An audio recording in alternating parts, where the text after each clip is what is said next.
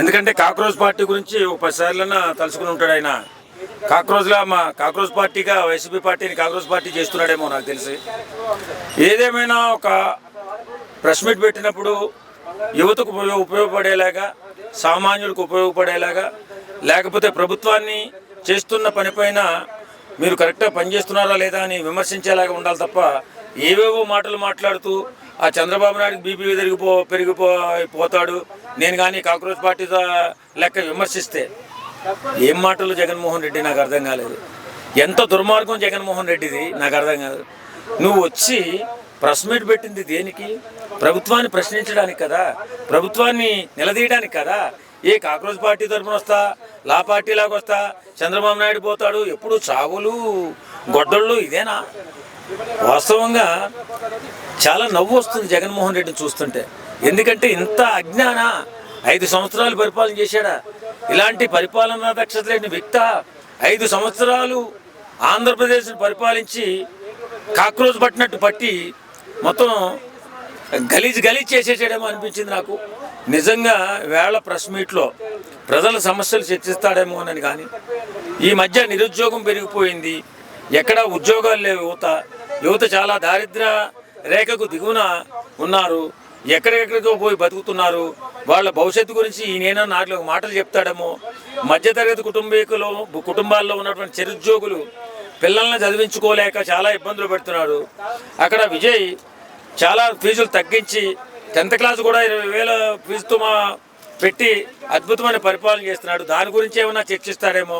విద్యా వైద్యం ఏదన్నా తక్కువ చేయండి, విద్యా వైద్యం కొంచెం సులభతరం చేయండి అని చెప్పి ప్రభుత్వాన్ని సూచిస్తాడేమో అనుకున్నాం. కానీ ఇంత నికృష్టంగా, ఇంత దరిద్రంగా ప్రెస్ మీట్ పెడతాడని అయితే నేను ఊహించలేదు.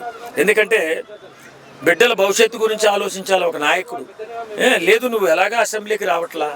అసెంబ్లీకి వస్తే చర్చించే అవకాశం ఉంటుంది, అన్ని విషయాలు చర్చించే అవకాశం ఉంటుంది, అండగా నిలబడే అవకాశం ఉంటుంది, ప్రజల పట్ల నిలబడే అవకాశం ఉంటుంది. నువ్వు ఎలాగ అసెంబ్లీకి రాలేదు? కనీసం ప్రెస్ మీట్ పెట్టినప్పుడైనా బిడ్డల భవిష్యత్తును దృష్టిలో పెట్టుకుని ప్రెస్ మీట్ పెట్టాలి కదా. కాక్రోచ్ పార్టీ లెక్క ప్రశ్నిస్తా, ఈ కాక్రోచ్ పార్టీ లెక్క నువ్వు ప్రశ్నించేలా. కాక్రోచ్ పార్టీలు నువ్వు ప్రశ్నించే అవసరం లేదు. కాక్రోచ్ పట్టినట్టు ప్రతి ఇంటిని పట్టేసి సర్వనాశనం చేసిన సంగతి అందరికీ తెలుసు. కాబట్టి నువ్వు ఇప్పటికైనా మారు. జగన్మోహన్ రెడ్డి గారు, మీలో మార్పు రావాలి. పరిపాలన మీరు 5 సంవత్సరాలు పరిపాలన చేసిన దాంట్లో ఎక్కడ తప్పులు జరిగాయి, ఎక్కడ లోపం జరిగింది, 11 సీట్లే ఎందుకు ఇచ్చారు మనకి అనేటటువంటి ఆలోచన చేసి ఎప్పటికైనా మించిపోయింది లేదు. ప్రజల పక్షాన్ని నిలబడండి, యువకుల పక్షాన్ని నిలబడండి. ఎందుకంటే ఉద్యోగాలు లేవు, ఎక్కడ ఉద్యోగాలు లేక యువత చాలా ఇబ్బందుల్లో ఉన్నారు, నానా బాధలు పడుతున్నారు. వాటి పట్ల మీరు ప్రశ్నించండి. కూటమి ప్రభుత్వం అది అసెంబ్లీలో ఏకపక్షంగా వెళ్ళిపోతే ప్రజలకు అన్యాయం జరిగితే బాధ్యత ఎవరిది? ఆ బాధ్యత నీదే.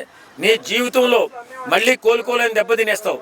ముందు అసెంబ్లీకి వచ్చి జరుగుతున్న పరిణామాలపై, జరుగుతున్న పనులపై విశ్లేషణ చేసి ప్రజల పక్షాల నుండి పోరాటం చేస్తే తప్ప నీకు మనుగడ ఉండదు.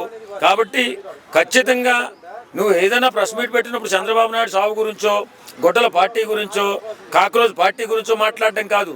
ఇప్పుడున్నటువంటి యువతకి భరోసా ఏమిస్తున్నారు? చదువుకునే కుర్రోళ్ళకి మీరు ఎలాంటి అభయం ఇస్తున్నారు? అలాగే ఉద్యోగాలు లేవు, ఉద్యోగస్తులకి ఎలాంటి చర్యలు తీసుకుంటున్నారు? వారికి ఉద్యోగ అవకాశాలు ఏ విధంగా కల్పిస్తున్నారు? అలాగే అభివృద్ధి ఏ రకంగా చేస్తున్నారు? ఇది కదా మాట్లాడాల్సింది.